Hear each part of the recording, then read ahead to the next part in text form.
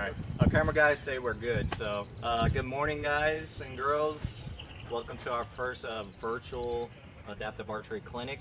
My name is PJ Velez. I'm a level 3 USA Archery coach. I'm the founder and head coach for Warrior Archery.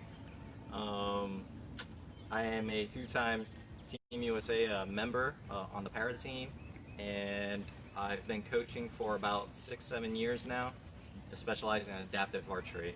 I've competed on every national event for the last several years, as well as I competed internationally. Today I'll be covering the compound segment for this virtual clinic. Hi, I'm Steve Arnold, and I'm a level 2 USA Archery coach. I work with I'm the recurve coach for Joint Base SA Warrior Archery with the Warrior Transition Battalion. I'm kind of the oldest guy out there. I got my first bow in 1956. Started target recurve in 1970.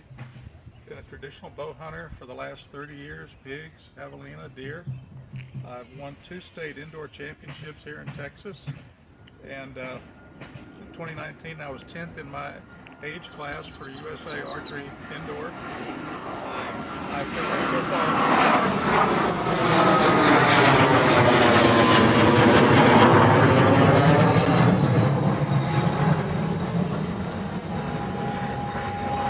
I've helped 5 service members get to the Warrior Games in recurve, and today you're going to get from me basic instruction on how to load and fire your basic form for the recurve bow, and then some equipment near the end. Alright guys, so we'll let this plane pass by, sorry.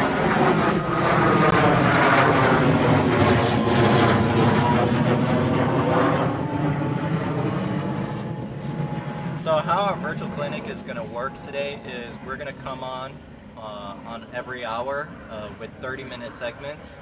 And this first segment, it was just to introduce ourselves, what we'll be covering today, as well as how we safely set up a range, or you could set up a range in your backyards. Now, what we'll do going forward is we'll do a 30-minute segment on compound, basic compound, actually shooting the bow here. Then we'll take a break, come back on, do another 30-minute segment on basic recurve. Again, we'll shoot the recurve bows here, and then at the end of both 30-minute segments, we'll leave some time open, if time's allotted, for Q&As. So if you guys have any questions, go ahead and comment on the Facebook Lives, and we can answer those questions for you guys. We got cameramen here that could read those off for us. And then our last segment, we'll be covering equipment.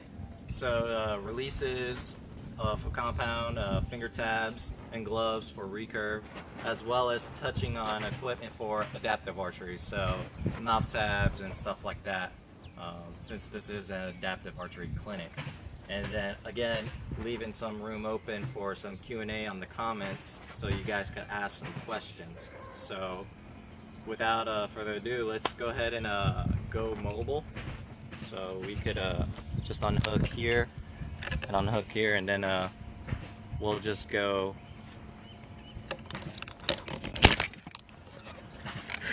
We're good. Good save. Good save. So we'll go over to the range right here. So basically, right here is when we're demoing when we're going to be demoing the shooting. Both myself and Coach Steve will be demoing shooting a compound and a recurve bow.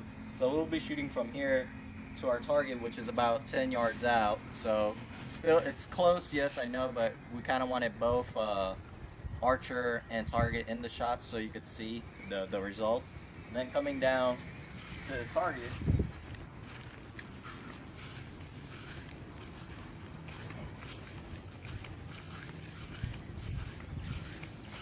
we have our standard competition mats, standard size competition mats, as well as the stands, and we got our competition sized target faces. So this will be for your compound shooters. For your recurve shooters, you'll see a much larger target face, and you'll see that when we get into that segment. So safety. safely setting up a range. If you could just push back, you see behind my actual stand, I have two plywood boards that will be just in case, you know, for whatever reason the archers miss target phase, it'll go into that board right there. We also got the wind flag on the other side of the board. You can see it sticking up from top because we are backed up to a greenway, so it gets pretty windy out here. But it's perfect because we are backed up to a greenway, so if anything, if we were to ever miss high and go over, it's going to go clear across that greenway, and we got about over 100 yards behind that greenway, so we're good. And we have different distances. Watch your step. We do have different distances. If you look face down that way, really quick, we got different distances. So we got 10, 15, 20, all the way up to 30 on the end of the corner over there. And then our equipment stage is going to be right here. So a lot of the stuff we're going to be covering today will be under this right here.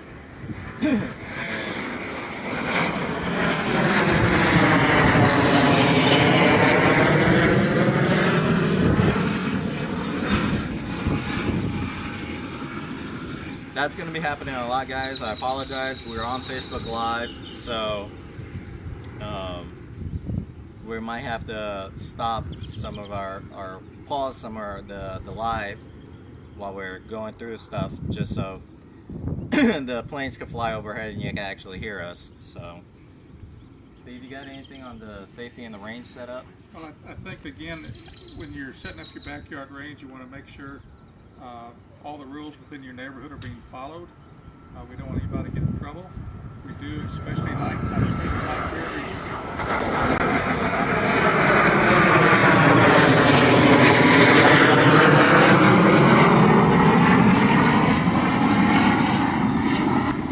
In case you didn't know it, what you're hearing going over us is actually the sound of freedom.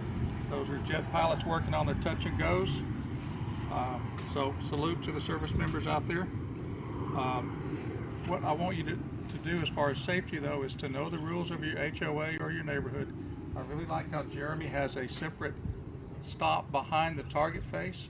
Once upon a time, I came home from shooting at 70 meters. I launched an arrow at 20 meters. It landed 2 houses away. Don't do that. You'll hate the feeling in your stomach. Your neighbors will hate you. What we also want to make sure you know is that in competition, the sizes of your targets will change, indoors versus outdoors. And so today we're looking at some, like Jeremy said, the outdoor targets for compounds. I think this is, this is the time of year when you want to get out. We're all been up with COVID. Get out there and stay hydrated when you start practicing. And that's kind of my thoughts on the outdoor range. Yeah. Now we do, coming back inside the inside the tent right here,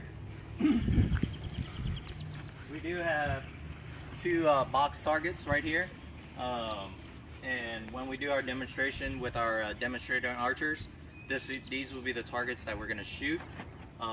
They do have, both have the foam blocks in front of them as well as the bag targets, and then behind the bag targets we have bag stops that are will stop any penetrating arrows. And we're going to utilize for the archers demonstrating some really light poundage bows. I think both compound and recurve bows that we're going to be using are under 30 pounds. So under 30 pounds for the compound, under 20 pounds for the recurve. So these box targets are more than adequate enough to stop any arrows that we're going to be firing into these specifically. Now the target face over there, the target mat over there, we'll actually be demonstrating, both Coach Steve and myself will be demonstrating with our competition equipment, and we're going to be basically showing you the proper form and the form that we use, and then we'll go into the showing you with a demonstrating archer. So if you guys have any questions or need to know the times that we're going to be coming on, I did post on the Facebook the group page, the events. I created events for all of the Facebook Lives that we're going to be doing today. And like I said, we'll come on every hour on the hour with a different segment, and then we'll take on that half hour a 30-minute break just to reset, go from compound to recurve to the equipment selection and stuff like that. So now we'll give you guys an opportunity to ask any questions on the comments, and then if you guys don't have any questions on the comments, we'll go ahead and come off, and then we'll come back on at 11 o'clock. So if you guys have any questions, just let us know. You guys see anything? So for this segment, ladies and gentlemen, we're going to be covering the compound portion of the clinic.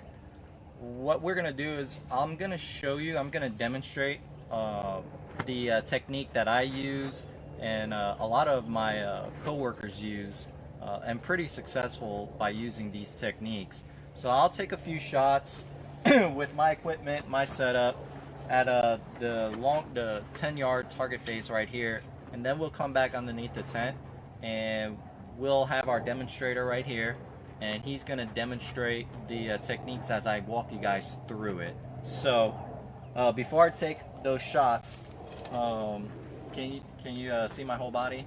Mm-hmm. Stand back. Stand back. Yeah, get in the sun. There you go. That works. All right. So when you think of the shooting form and how you're supposed to look or should look, ideal conditions when you're shooting a bow is if your feet are shoulder width apart, your shoulders nice and relaxed.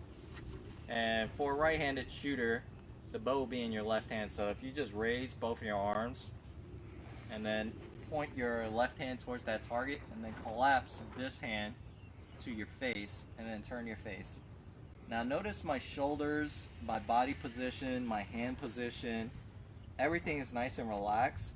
And what I mean by that is I'm not here, I'm not hunched over, I'm not leaned back, I'm not standing straight at the target, my arm is not bent.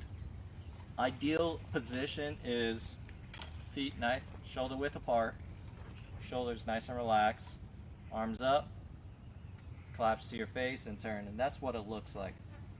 Now, what does it look like when you have a bow in your hand? So we'll come over to this.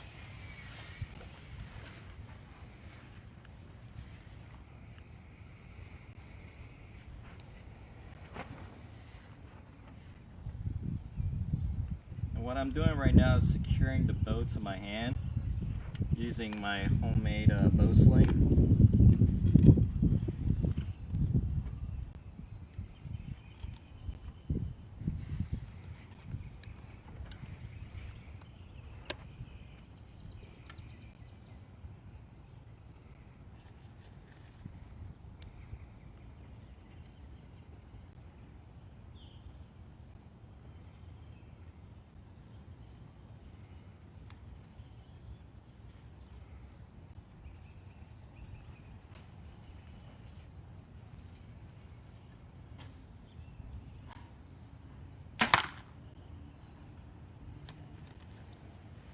So notice my shot process is nice, slow, relaxed, very methodical. I do have a few rituals. I make sure I adjust my peep sight, get my grip hand, my bow hand in position. Take another shot.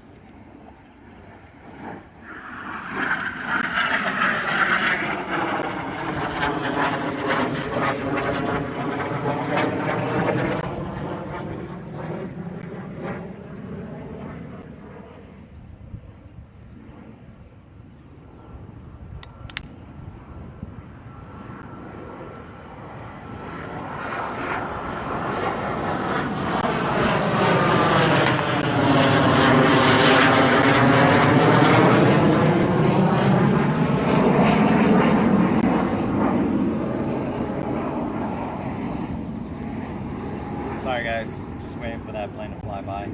So on that shot, we had a close-up of my bow hand. Notice I wasn't gripping the bow with a death grip because that actually equals torque, and I'll smack your forearm. It's nice and relaxed. just like so.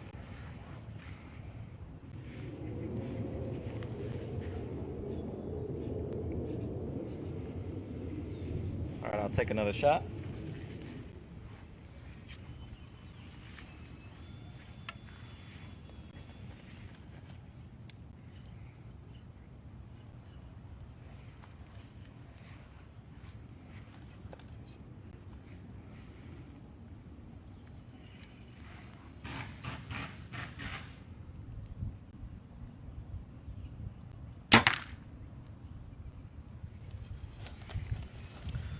So in that shot, you guys got a close-up of my face and my anchor point.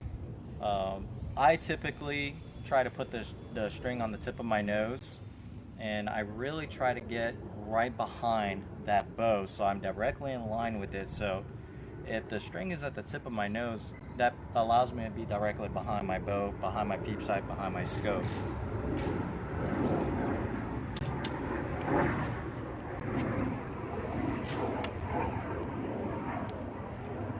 Now, if you guys can, try to look at the position of my elbow to wrist to the arrow in that one straight line that I try to achieve.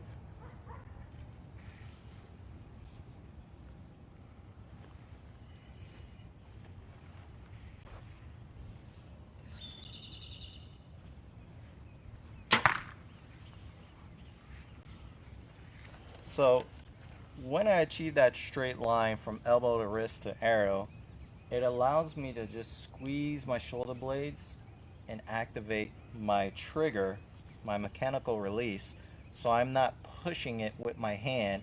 It actually bumps my hand, so it actually actuates that way. This will be the last shot, guys.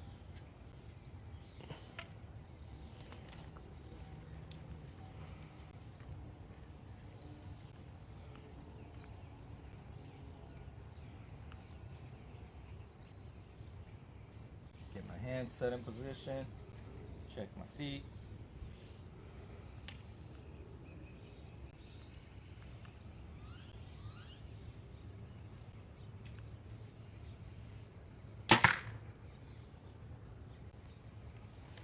Now, with that position, my follow through.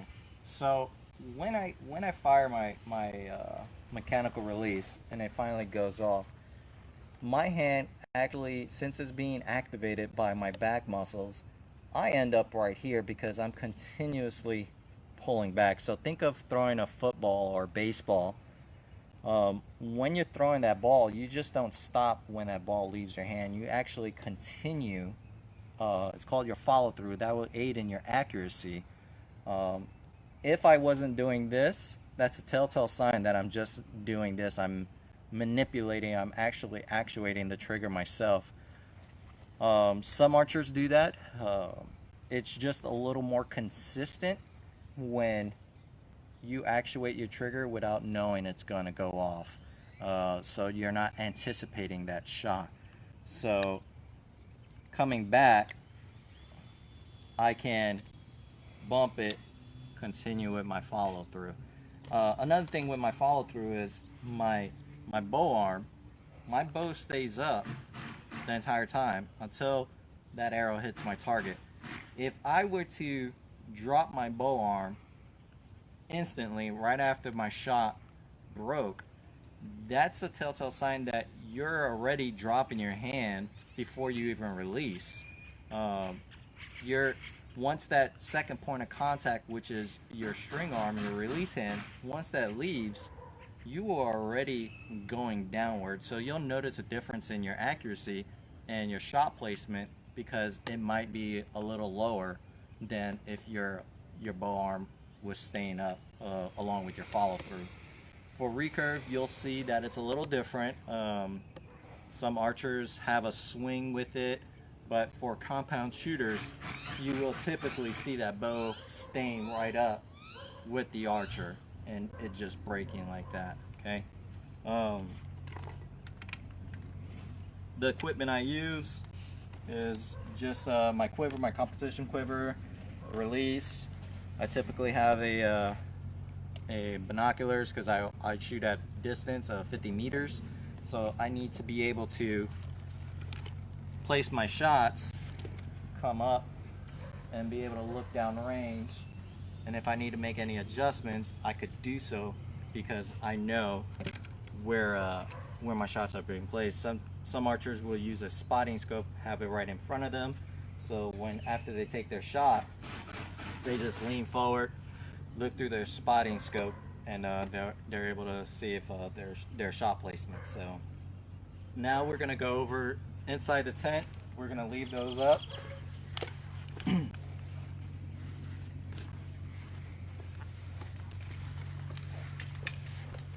And before we get with our demonstrator archer right here, let's come over here to the actual rack so we could see the different type of bows you might come across. We're still good on the live? Yeah. Okay. Still good on the recording? Oh, good. Okay. So the different bows you might come across, and Brad, can you grab my competition bow? Is your basic bow. Brad will be shooting, our demonstrator will be shooting a basic bow, but you might come across something looking like this. This is a Genesis bow. It's one of your most common bows out there. So some people will call this a family bow because anybody with any draw length or any poundage could shoot this bow. It's completely adjustable in those ways. Another bow you might come across is a hunting bow. So something might look like this, maybe not this brand or this type of setup, but a hunting bow. And what makes this a hunting bow? Well, if you look at the limbs as well as the height from cam to cam, it's pretty short, as well as the bars that we have on it. They're a lot shorter than what you saw on my competition rig. Reason being is hunters hunting out of a blind, a tree stand, or in the brush, you want something small and compact, but it's still able to deliver the poundage and the speed to harvest that animal. So your hunting bows are typically smaller and a lot faster. They sling some arrows pretty fast. I think this one is over 300 feet per second. So your hunting bow, as well as multiple pins for different distances. So we'll come in that close. So if you could see that it has multiple pins on that for different distances. Something traditionally when you're doing target archery, you're shooting a set distance for a long period of time, so you really only have to be dialed in that one distance. So hunting bows typically have multiple ranges. And then you have your competition style bows. So looking at this bow, the first thing you'll notice, the difference between both of those bows is these long bars, front and rear. These are stabilizer bars. So basically, if you guys could still see, when I hold that bow out, even with one hand, the bow stays fairly level and steady. It's not canting one way, it's not dipping down. Now if I were to take these bars off, you see the bow automatically wants to dip backwards. So this helps aid in the stabilization and the balance when shooting this bow.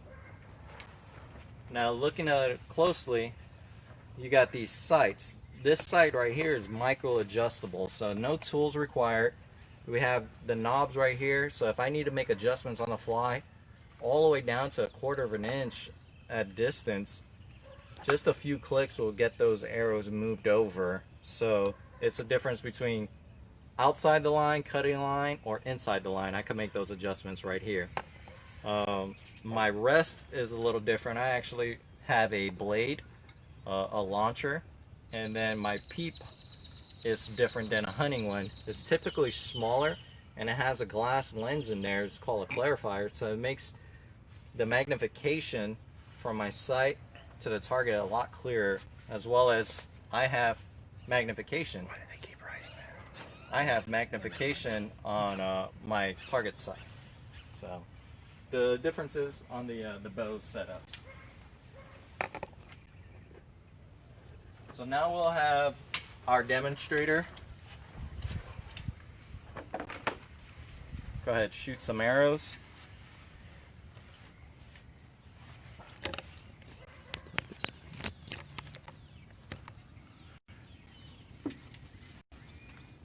I'll try to walk and talk you guys through this process. You can stand over here so we can get both of us.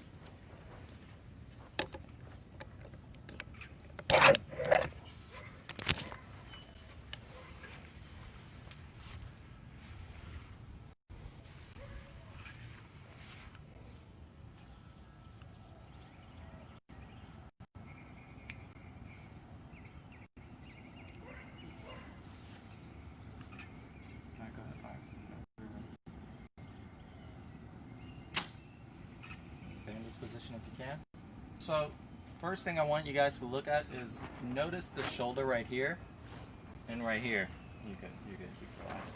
So remember again, nice and relaxed stance with your shoulder and your posture.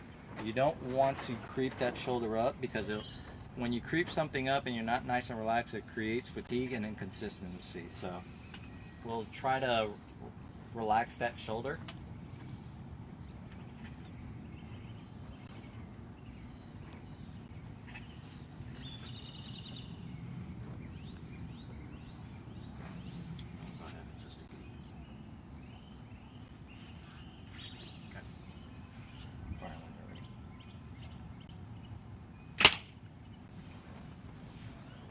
Shoulder was a lot better.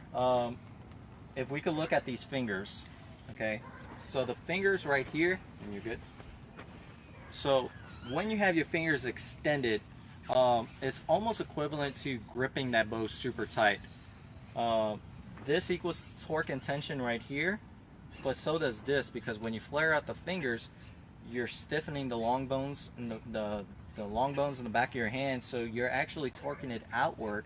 And again, whenever you're extended and adding tension, tension equals fatigue, fatigue equals inconsistency. So even the hand of the bow, nice and relaxed. The bow is not going to fly out your hand.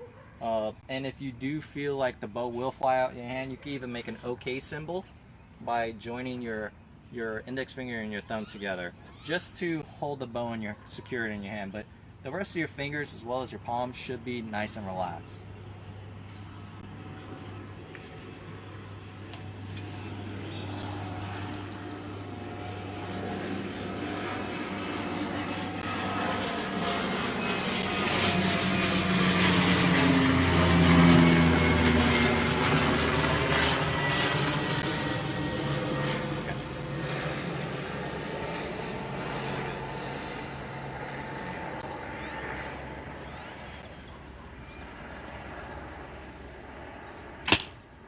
Now that was really good positioning in his hand, nice and relaxed. Good form right here. He's keeping the bow up with his follow through. Go ahead, shoot another.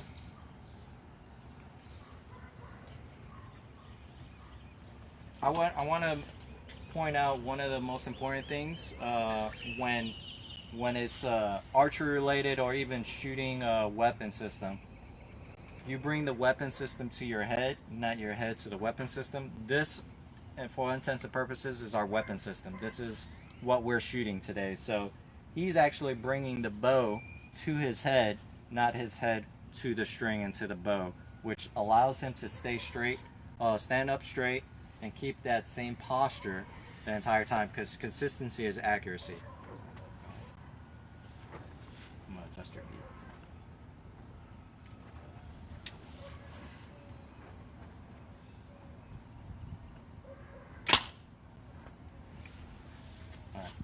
So on his follow through, notice the nice height that he had for his elbow. So his elbow was nice and aligned with that string and that with that arrow. His elbow wasn't high, wasn't winging out, wasn't winging down. It was out in a nice position. Let's go ahead and pull these arrows and then we'll have him do it again.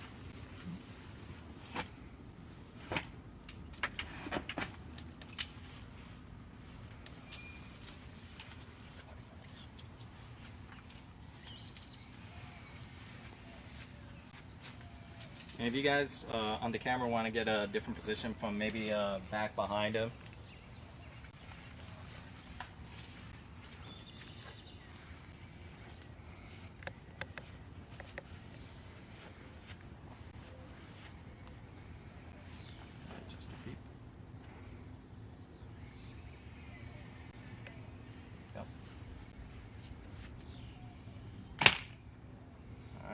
So Brad demonstrated the OK symbol for holding the bow. His fingers a little tense, but that's okay. They weren't flared out like before. So he demonstrated the OK symbol to hold the bow in place in the event that you feel that it might fly out your hand. So that was really good.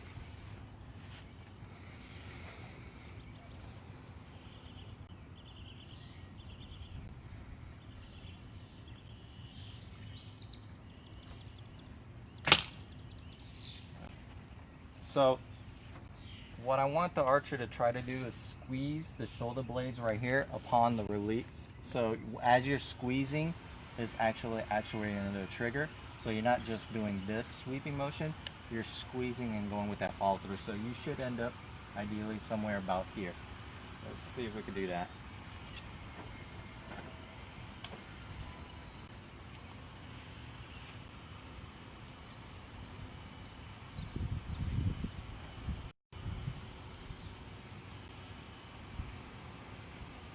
Can I adjust the peep for you? All right.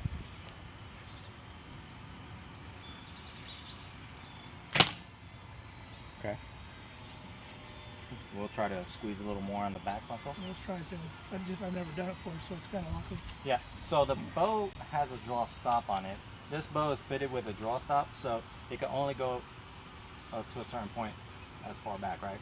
So what you're doing is basically squeezing your shoulder blades past that point, and if you're relaxed on your hand here, you're gonna bump that trigger, that trigger mechanism. Okay.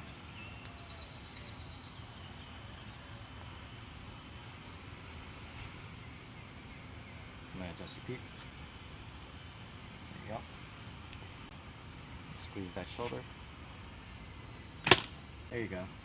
So did you feel a difference on it being a surprise versus knowing where it goes when it goes off? Yeah. So anticipation of the shot is very important, because you don't want to do that. You don't want to know when that shot's gonna break, because then you're gonna slap the trigger, you're gonna jerk it if it doesn't go off necessarily when you want it to go off. So the shot should be a surprise, whether you're using a wrist release or a mechanical hand release, a back tension, hinge, whatever release you're using, it should be a surprise to you when it goes off. What's up? Oh, okay. Do we have any comments, questions so far? No? Not really. One on the peep adjustment. So peep adjustment on the height? Is it on the height, or why am I always doing a peep? Okay, so the reason I'm doing a peep adjustment for Brad is because this bow right here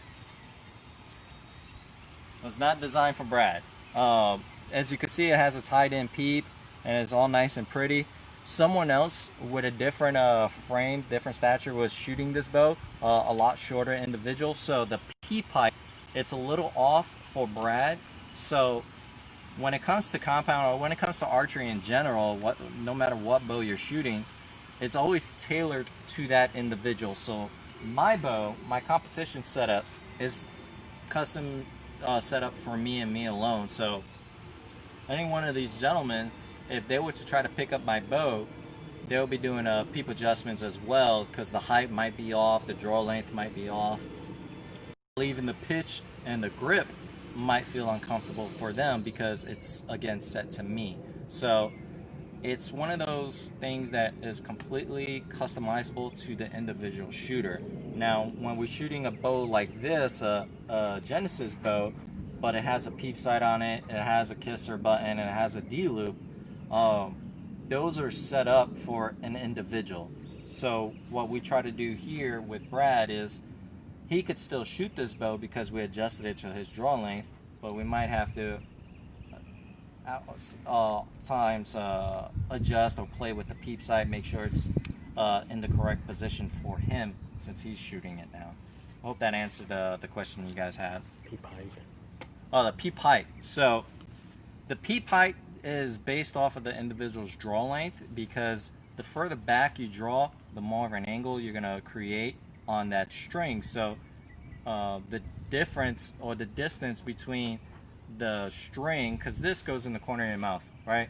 So that height from your peep height to where that string is going to hit you, it's one thing when it's something that's going to have to be set and adjusted when you're setting up your bow. So initially setting up your bow, you would have to draw back your bow and have an additional person standing out there and sliding the peep up and down for you until you could see out that peep perfectly. Because basically what you want to see is, might be a little hard to see, is, well, that's a circle, okay? That's a circle, this is a circle. So when you pull it back, you want to basically align those two circles. You want to have perfect two circles, almost like if you're looking down a tube. And the way you do that is adjusting the peep height up and down. Once you have it down pack and you know that's the perfect height for you, then you would tie it in like such. This is just one of many methods to tying in a peep. So, if Brad were to continue to shoot this on a regular basis, I would actually just take off that string, adjust the peep to his height, and then retie it in so the peep doesn't fly out, it doesn't lose its adjustment, doesn't slide up and down on it. So, again, that's when it comes to setting up the bow yourself. That's one of the steps on setting up a bow to you, the individual shooter, is getting that peep height. Okay, so we got maybe a few more minutes before we break from this segment, and then I'll be followed by Coach Steve doing the recurve segment. If you guys have any questions or comments, go ahead put them out now, and then we'll answer those for you. You could probably end that one.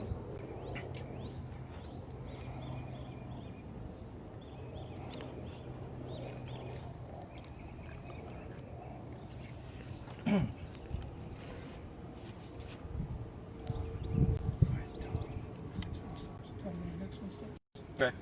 So again, the next segment is going to be starting at 12 o'clock Central. So we'll be coming back on in roughly 30 minutes. It gives us time to reset everything. So if you guys don't have any questions or comments, we'll see you guys back on here, Warrior Archery Facebook Live, for the recurve segment. See you soon.